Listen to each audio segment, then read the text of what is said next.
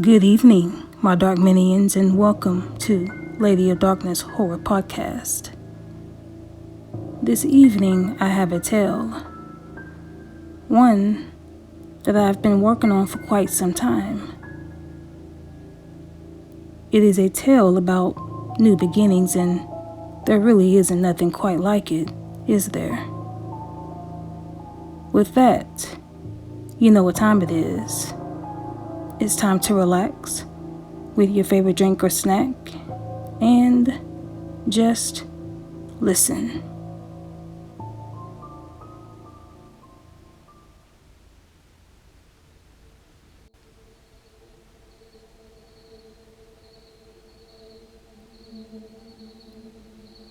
Reincarnation, also known as transmigration or metempsychosis, for another better term. It's been a religion that's been around for centuries and followed by millions worldwide with its Indian native roots.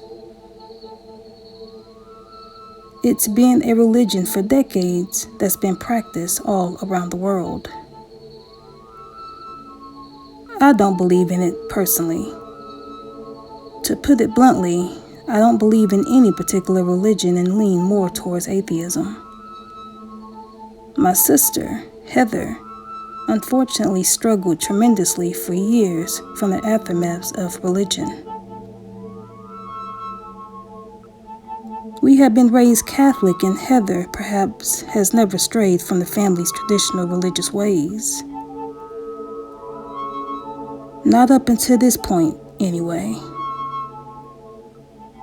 For a better term, Heather knew better than to stray away from the faith. She knew better than to face our parents' wrath for such rebellious ways.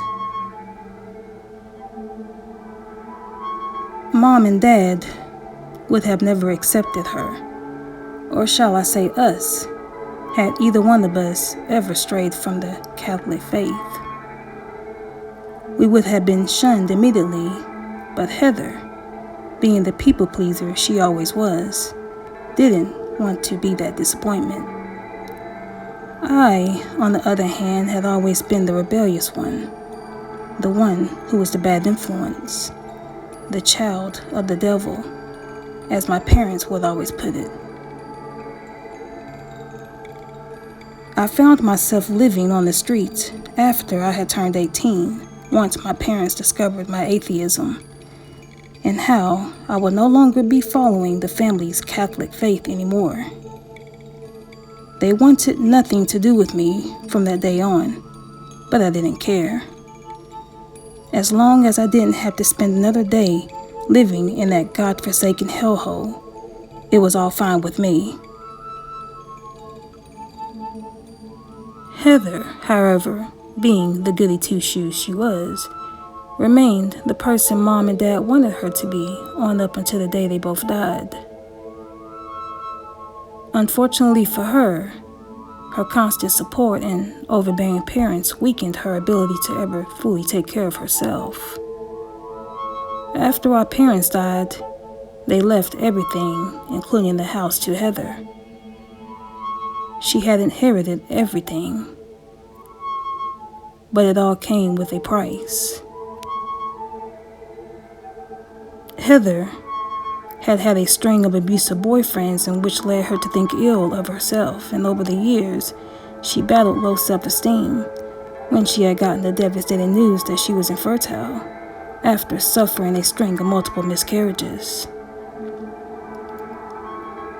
She suffered 3 failed miscarriages, and with her most recent divorce had only landed her in a great deal of dismay after her ex-husband had taken everything, and I do mean everything, from her. Heather, at the advanced age of 34, found herself homeless and living with me. I gladly took her in. When Heather moved in with me, she wasn't that same cheerful person I knew her as. Instead, she had turned the complete opposite from her former shell of herself. When I seen her, She had been covered with burns that covered 90% of her body. She said she had gotten these burns from one of her ex-husbands during a domestic violence dispute, in a time when she and I wasn't really talking. I later found out that the reason behind all of this was due to her most recent ex-husband. He hated Heather having any kind of interactions with me whatsoever. He said I was a heretic, and had I lived in the olden days, I'd have been killed on the spot.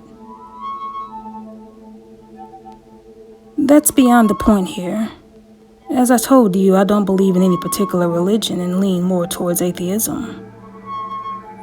Heather later revealed to me that she was a closeted Buddhist and has been one since before Mom and Dad died. She said she just wasn't satisfied. She said following the Catholic faith served no purpose to her anymore, and that she had always had these doubts before, but tried for years to suppress them.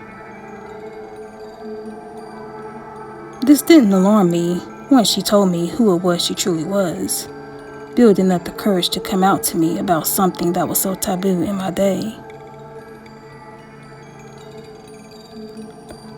She would go on and on to me for hours about reincarnation, how the only explanation for deja vu was that they were distant memories from our past lives.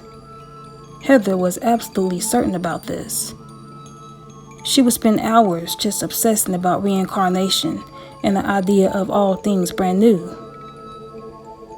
At first, this didn't raise too much of a concern for me. Heather told me before that the Catholic faith didn't serve purpose to her, and found more solace in Hinduism and the whole idea of giving a brand new life, a brand new start, brand new everything fulfilled her. I can still remember just how bad the obsession had really gotten when I had arrived home one day to see Heather pulling up the carpet on my living room's floor. All of my furniture had been completely trashed and thrown into the front yard's lawn. I was infuriated. She had just turned my own house into a massive fucking junkyard, ripped from the inside out. Heather, what the hell is this? I asked. Heather was sitting in the center of the living room with a wide, stupid smile on her face. I'm getting ready. Everything has to be brand new and perfect. I bit my lip in the urge to spew profanity so badly at her. I don't know what you're doing or what this is, but I'm pretty damn sure your religious practice doesn't involve ripping apart the whole fucking house. If you don't replace any of these damages, so help me God. Heather sighed and stood to her feet. I knew you would say something like that, and I knew you wouldn't understand. I'll pay for all the damages, I promise. I did wonder where she had come up with all of the money. Heather had been currently unemployed and living with me, for God's sake. At least from what I could tell, she had always been a very secretive person, and it wouldn't at all surprise me if she did have a secret income of some sort that was beyond my knowledge. It's almost ready. The time for brand new will arrive soon. I can feel it, she said one night after she had done one of her usual rituals of meditation. So, what happens next? She looked puzzled. What do you mean by next? After the time of brand new, I asked. What happens next? What exactly is it? Does it work like some type of genie granting wishes to make things brand new? I asked sarcastically. Heather was looking rather more serious about it than what I could ever be. She stared at me seriously for what felt like hours before she bursted into hysterics of laughter. My God, Francesca, sometimes you can be so silly. That's not how the spiritual realm works, she said. Not wanting to push the conversation any further and quite annoyed with this nonsense, I headed out of the door. After I had arrived home that night, something about the atmosphere had changed. Every light in the house was off, and the house was eerily silent. I allowed myself into the house, then called out, "Heather?" The only response that I had gotten was my own echoing back at me when my sister's voice failed to respond. Off into the distance of where my once beautiful and furnished living room stood had been a strange ring of lit white candles that rested on the floor. A strange statue of Buddha of some sort had been sitting within the ring of the candles, but Heather was nowhere to be found. It was a huge-ass ring that appeared to be set up as a praying altar. "Heather?" I called out again as I took another saddened gaze at my demolished living room. In that split second, I stood in the darkness of my house and tried to make out with what the strange noises I was hearing were coming from. A mixture of laughter and crying. Yes, laughter and crying coming from another room. I immediately ran to the room where these troubling sounds were coming from, then instantly froze from what I had been seeing.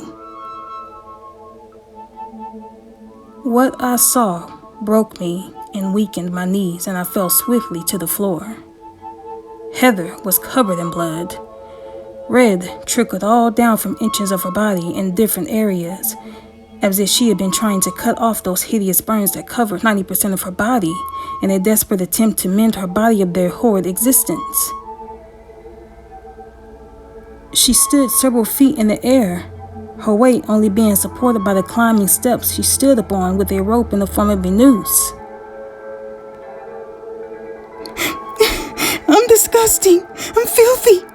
God, I'm just so disgusting.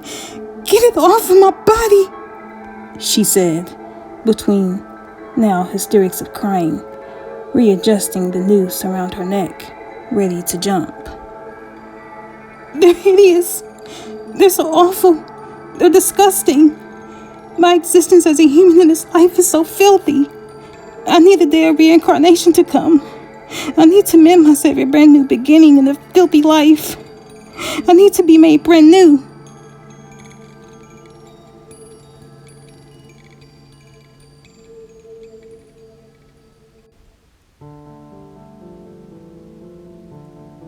Thank you for joining me this evening, my dark minions.